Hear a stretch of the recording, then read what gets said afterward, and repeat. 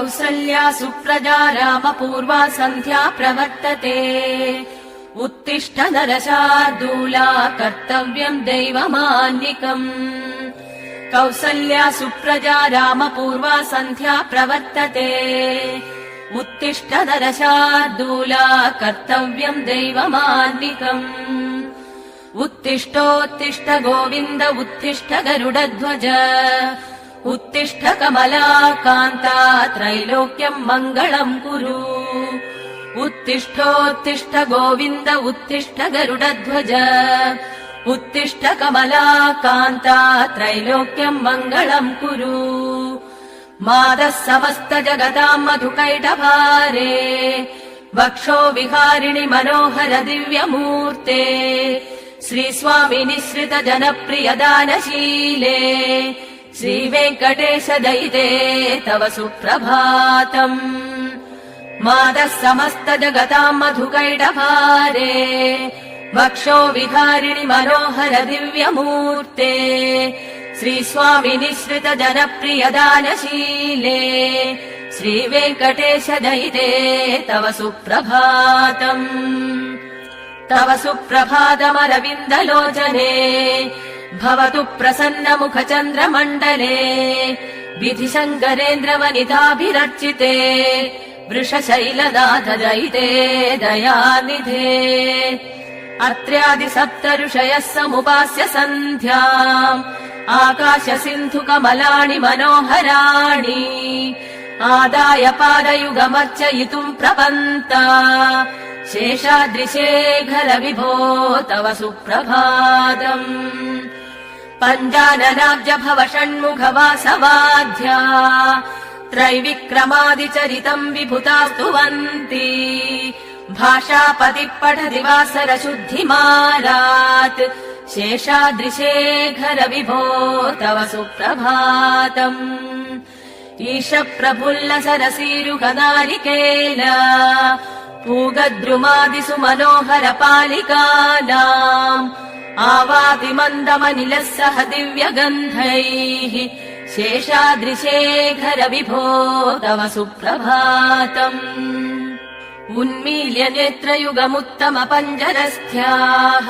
पात्रावशिष्ट कदलीफलपायसानि भुक्त्वा सलीलमधके निशुका पठन्ति शेषाद्रिशेखर विभो तव सुप्रभातम् तन्त्री प्रकर्ष मधुरस्वनया विपन्त्या गायत्यनन्द चरितम् तव नारदोष्टी भाषा समग्रमसकृत्करचार रम्यम् शेषाद्रिशेखर विभो तव सुप्रभातम् भृङ्गावळी च मकरन्दरसानुविन्द जङ्गारगीत निनदै सह सेवनाय निर्यात्युपान्त सरसी कमलोदरेभ्यः शेषाद्रिशेखर विभो तव सुप्रभातम् एषा गणेन वरदद्धि विमध्यमाने घोषालयेषु दधिमन्तदतीव्र घोषाः रोषात् कलिम् विदधते ककुभश्च कुम्भा शेषाद्रिशेखर विभो तव सुप्रभातम् पद्मेश मित्र शतपत्र गतालिवर्गाः हर्तुम् श्रियम् कुवलयस्य निजाङ्गलक्ष्म्या भेरी निनादमिव विप्रदितीव्रनादम् शेषाद्रिशेखर विभो तव सुप्रभातम् श्रीमन्नभीष्टवरदाखिल लोकबन्धो श्री श्रीनिवास जगतेकदयैक सिन्धो श्रीदेवता गृहभुजान्तर दिव्यमूर्ते श्रीवेङ्कटाचलपते तव सुप्रभातम् श्रीस्वामि पुष्करिणिकाप्लव निर्मलाङ्गा श्रेयोर्थिनो हर विरिञ्च सनन्तनाद्याः द्वारे वसन्ति वरवेत्र हतोत्तमाङ्गाः श्रीवेङ्कटाचलपते तव सुप्रभातम्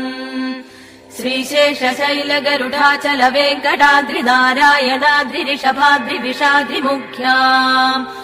आख्याम् त्वदीय वसतेरनिशम् वदन्ति श्रीवेङ्कटाचलपते तव सुप्रभातम् सेवा परा शिव सुरेश कृशानुधर्म रक्षोऽम्बुनाथ भवमान धनाधिनाथाः बद्धाञ्जलि प्रविलसन्निज शीर्षदेशाः श्रीवेङ्कटाचलपते तव सुप्रभातम्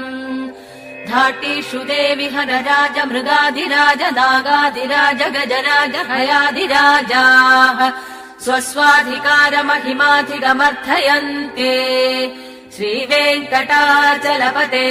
तव सुप्रभातम् सूर्येन्दुभौम बुधवाक्पति काव्यसौरी स्वर्भानुकेतुदिविशत्परिषत्प्रधानाः त्वद्दासदास चरमावति दासदासाः श्रीवेङ्कटाचलपते तव सुप्रभातम् त्वत्पादधूलिपरितस्फुरितोत्तमाङ्गाः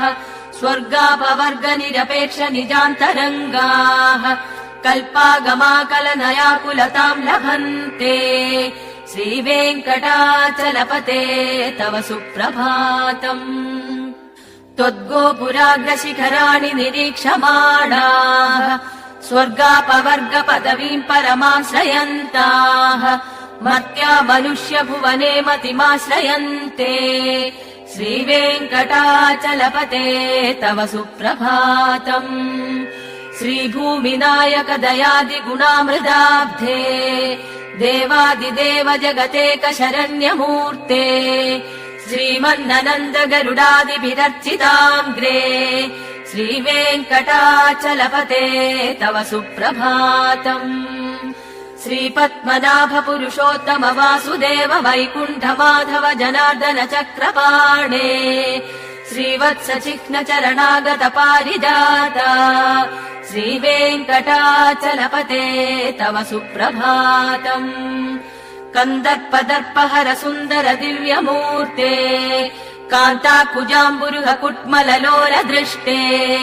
कल्याण निर्मल गुणाकर दिव्यकीर्ते श्रीवेङ्कटाचलपते तव सुप्रभातम्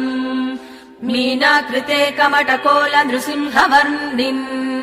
स्वामिनिम् परश्वत तपोतन रामचन्द्रा शेषांश रामयदुनन्दन कल्किरूपा श्रीवेङ्कटाचलपते तव सुप्रभातम् येलालवङ्गघनसार सुगन्धितीर्थम् दिव्यम् वियत्सरिति हेमकटेषु पूर्णम् धृत्वाद्य वैदिक शिखामणयः प्रहृष्टाः तिष्ठन्ति वेङ्कटपते तव सुप्रभातम् भास्वानुतेति विगचानि सरोरुहाणि सम्पूरयन्ति निनदैककुभो विहङ्गाः श्रीवैष्णवा सततमर्थितमङ्गलास्ते खामाश्रयन्ति तव वेङ्कट सुप्रभातम् ब्रह्मादयः सुरवराः समहर्षयस्ते सन्तः सनन्दन मुखास्तव योगिवर्याः धामान्तिके तव हि मङ्गलवस्तु हस्ताः श्रीवेङ्कटाचलपते तव सुप्रभातम् लक्ष्मीनिवास निरवद्य गुणैक सिन्धो संसार सागर समुत्तरणैक सेतो वेदान्त वेद्य निज वैभव भक्त भोग्य श्रीवेङ्कटाचलपते तव सुप्रभातम् लक्ष्मीनिवास निरवद्य गुणैक सिन्धो संसार सागर समुत्तरणैक सेतो वेदान्त वेद्य निज वैभव भक्त भोग्य श्रीवेङ्कटाचलपते तव सुप्रभातम् इत्थम् वृषाचलपतेरिह सुप्रभातम् ये मानवा प्रतिदिनम् पठितुम् प्रवृत्ताः तेषाम् प्रभात समये स्मृतिरङ्गभाजाम् प्रज्ञाम् परार्थ सुलभाम् परमाम् प्रसूते इत्थम् वृषाचलपतेरिह सुप्रभातम् ये मानवा प्रतिदिनम् पठितुम् प्रवृत्ताः